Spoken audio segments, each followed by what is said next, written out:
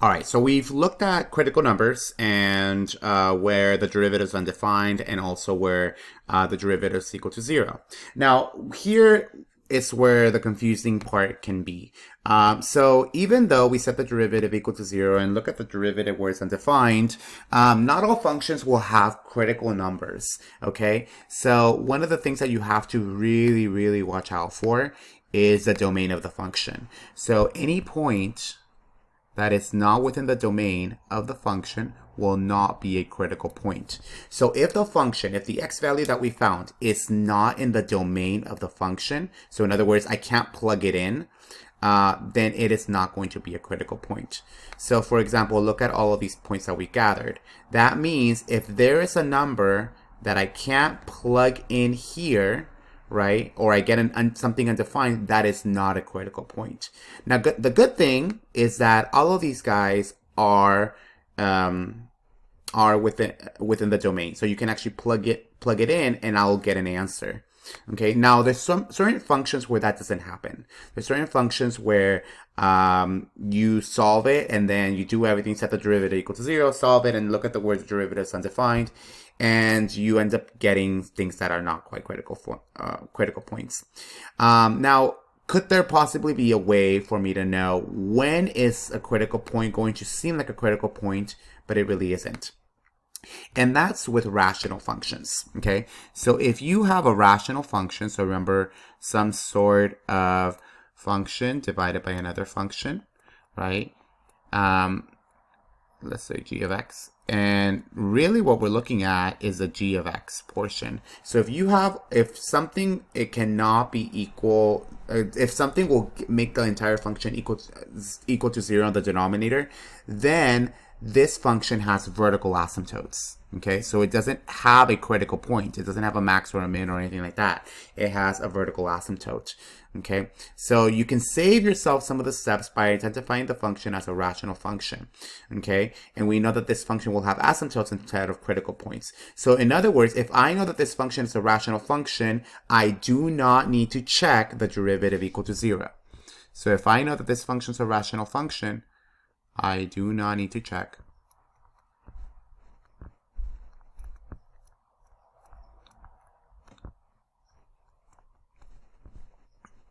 derivative undefined.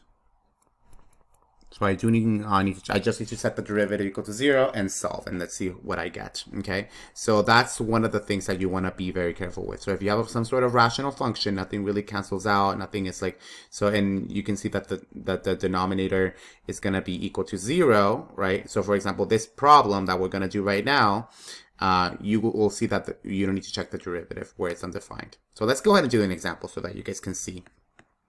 So here we want to find the critical numbers. So you have y is equal to x squared plus 6x divided by x minus 2.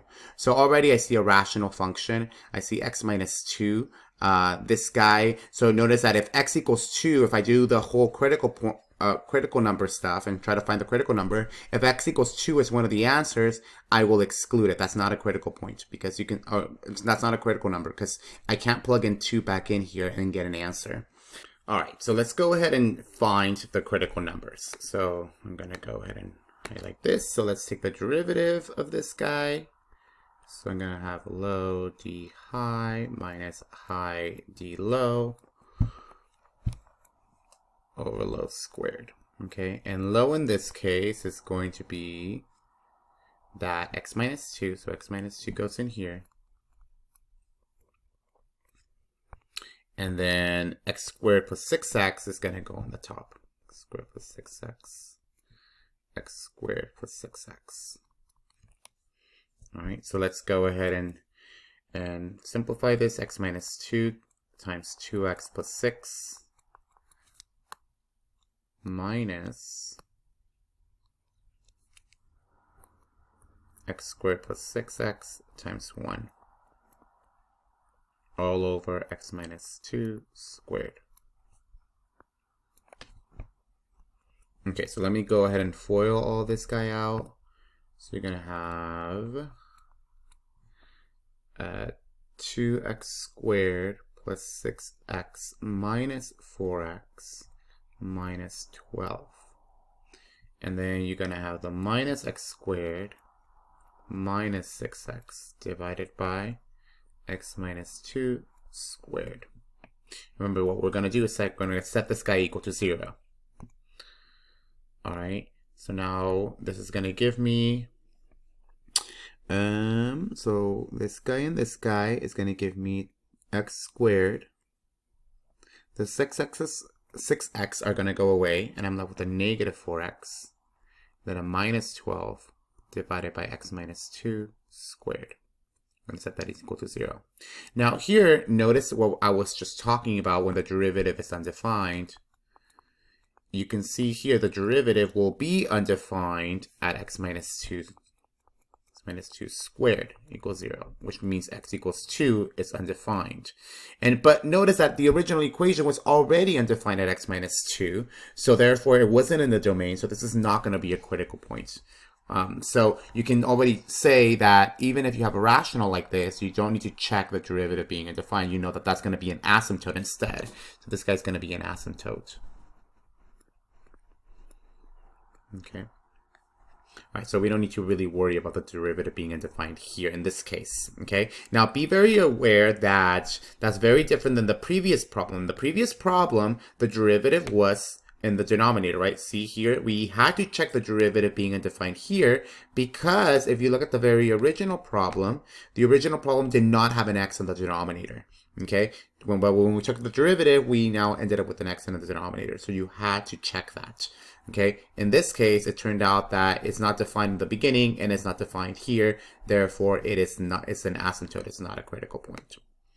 So let's go ahead and move the x minus 2 over. So that's just going to make it go to 0. So you just have x squared minus 4x minus 12 equals 0. Going to just factor this guy out. This seems like a 6 and a 2.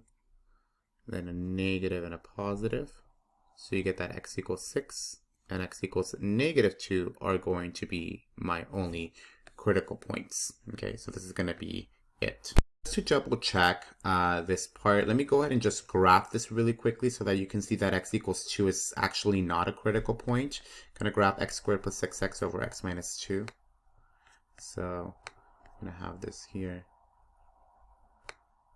So y equals x squared. Oops. Squared. Okay, so we're going to write x squared plus 6x divided by x minus 2.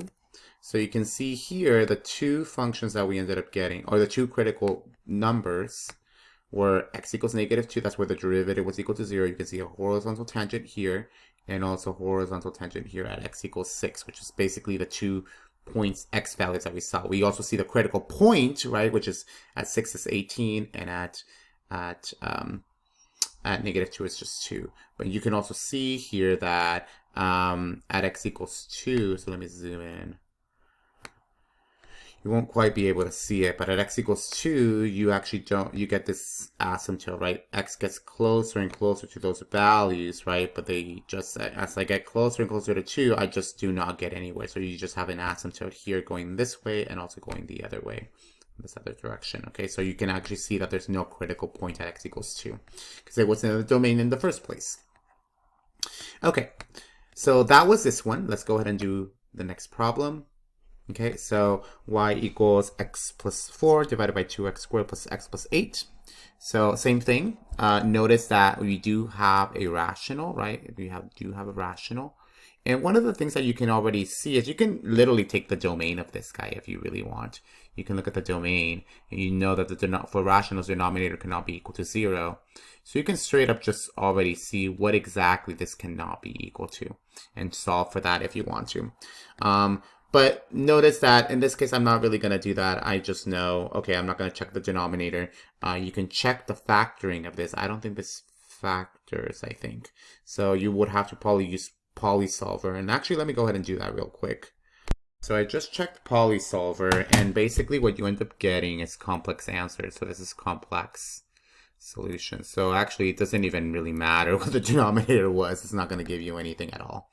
Okay, so because we know this is irrational, we know that this is going to give me asymptotes. In this case, there's no asymptotes, but we don't really need to check that.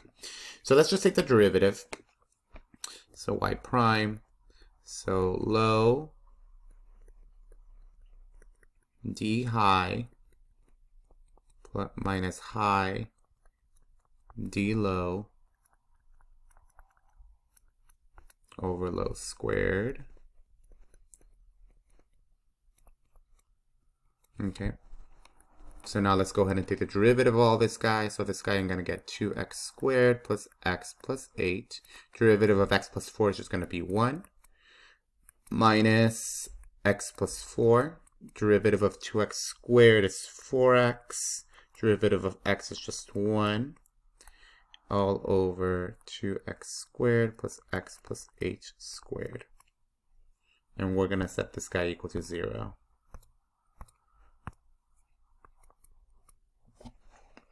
Okay, so on the top guy, I'm just going to get 2x squared plus x plus 8.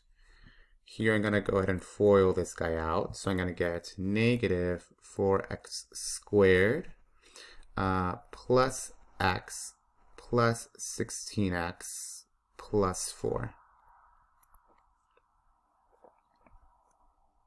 All over 2x squared plus x plus 8 squared.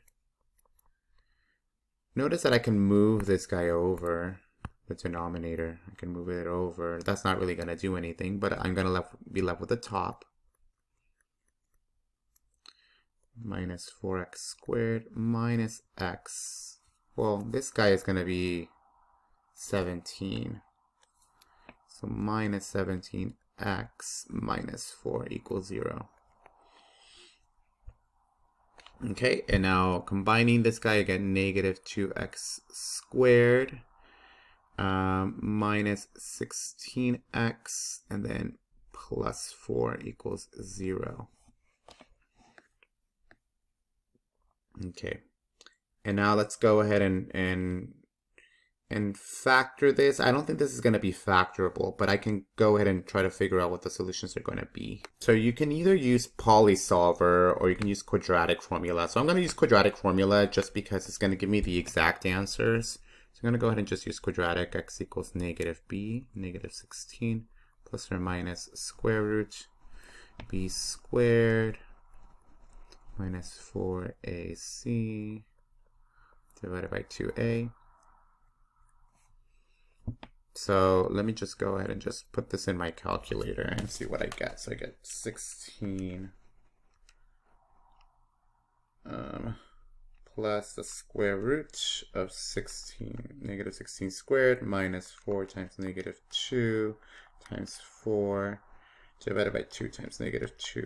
So my first answer, I end up getting negative 4 minus 3 square root of 2. And then my next answer, I'm going to get, so I'm going to change this to a minus. I get negative 4 plus 3 square root of 2. So if you use polysolver, which these are going to be the two answers, these are the two critical points. But if you use polysolver, they probably just did that in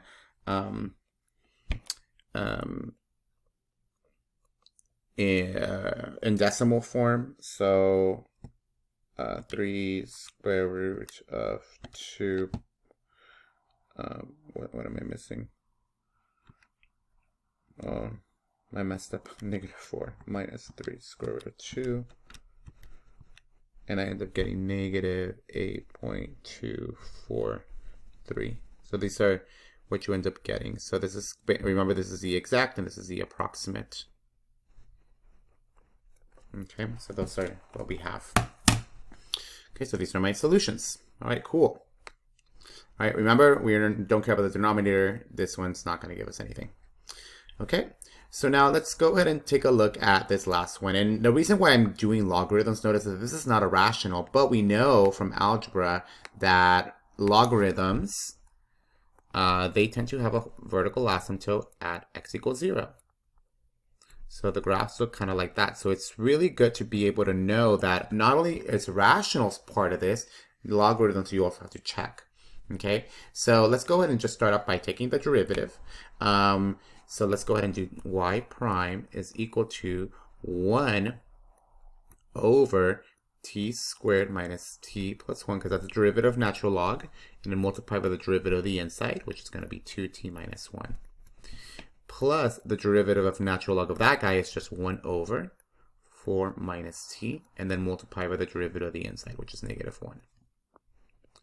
So I end up getting 2t minus 1 divided by t squared minus t plus 1 equals negative, plus negative 1 over, we can just write it like this, minus 1, 4 minus t. And remember what we're going to do, set this guy equal to 0. Notice that the derivative in this case is also equal to, it's also undefined. So you can see that this guy is also going to be undefined. I'm going to write right here, f prime is undefined where t squared minus t plus 1 equals 0 and 4 minus t is equal to 0. So you're looking at both of these guys. But notice that the domain of a natural log cannot be 0. These guys do not like zeros, and the domain of a natural log is all the x values that are greater than 0. So if I set these guys equal to 0, I'm going to end up getting, or I should write t, I end up getting things that are going to be what these guys don't want. So in other words, here, just like how we did with rationals, we're not really checking the bottom parts because that's going to be the asymptotes. For this guy, we're not going to check the insides of the natural logs because those are going to give us the asymptotes, so that we're not going to check the undefined portions because those are not going to give us any solutions. You can definitely go ahead and do it. It'll just be more work, more unnecessary work, but you can go ahead and solve them, and then when you try to figure out its respective y value, you'll be able to see that, oh yeah, this actually doesn't give me an answer, so I did all this work for nothing. So it kind of gives you a little glimpse of like, okay, it'll save me some work. I don't need to check the undefined when it equals 0 because it's in the argument of the natural log. So let's go ahead and solve this this equation. So I'm going to go ahead and move this 1 over 4 minus t over. So I get 2t minus 1 divided by t squared minus t plus 1 equals 1 over 4 minus t. So now what I'm going to do is I'm going to cross multiply. So I get 2t minus 1 times 4 minus t is equal to t squared minus t plus 1 times 1.